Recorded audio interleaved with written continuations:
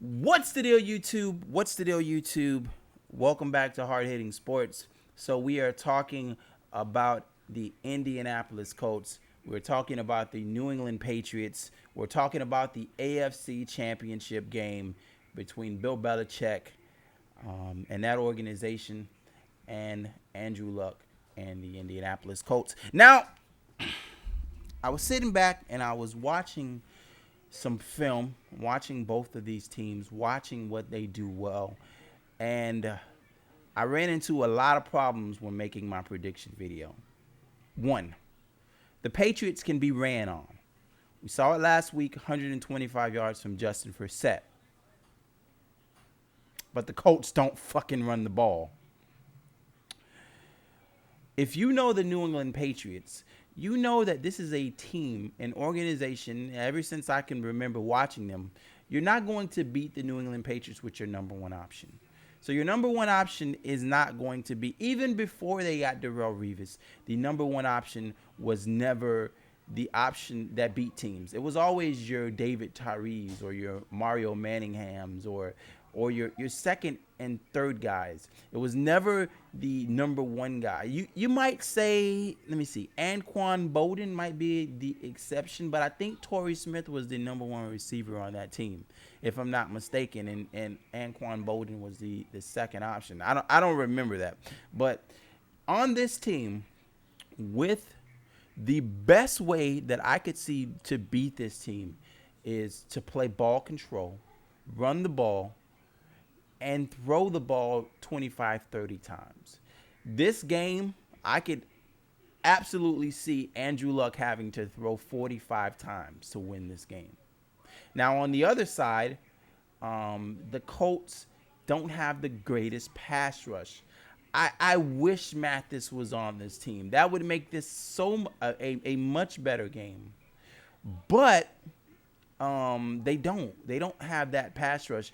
But they did play very well versus the Denver Broncos on last week. Now, last week what we saw Von Miller and we saw DeMarcus Ware get no sacks. So that tells me that offensive line is up for the task.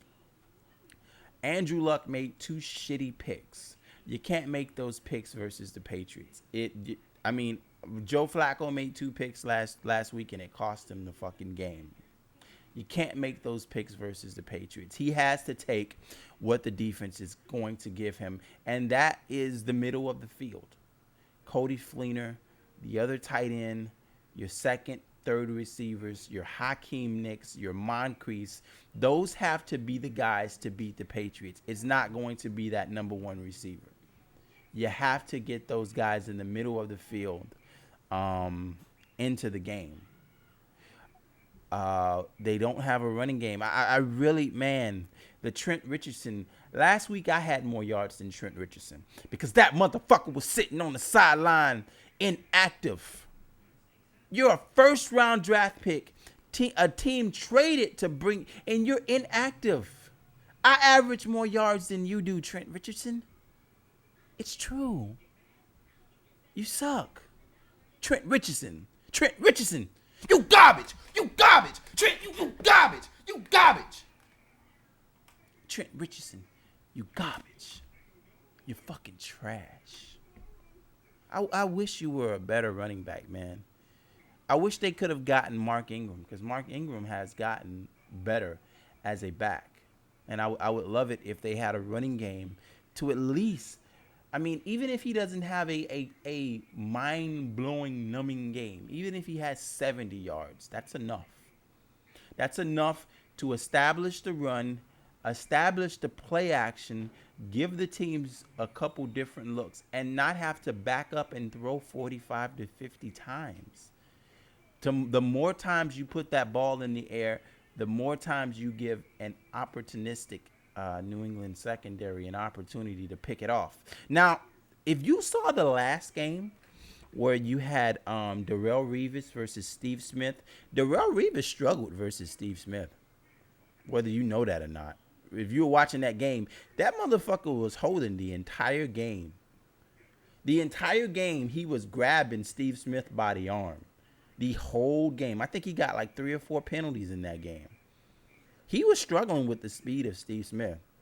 Now, I don't know if Torrey Smith can get over. Like, if I was the Indianapolis Colts, the first drive of the game, like the first 2 plays, I would back up and sail one. Take a shot over the top. I would try it. If for no other reason than to tip their hand. I would come out and go 1, 2, 3, 3-step drop and let one go 60, 70 yards down the field and take a shot. Just to see, can he, because he struggled versus Steve Smith. Steve Smith didn't get a lot of catches. I think he got a touchdown catch, but Darrelle Revis was struggling. He got a pass interference. He was holding Steve Smith a lot.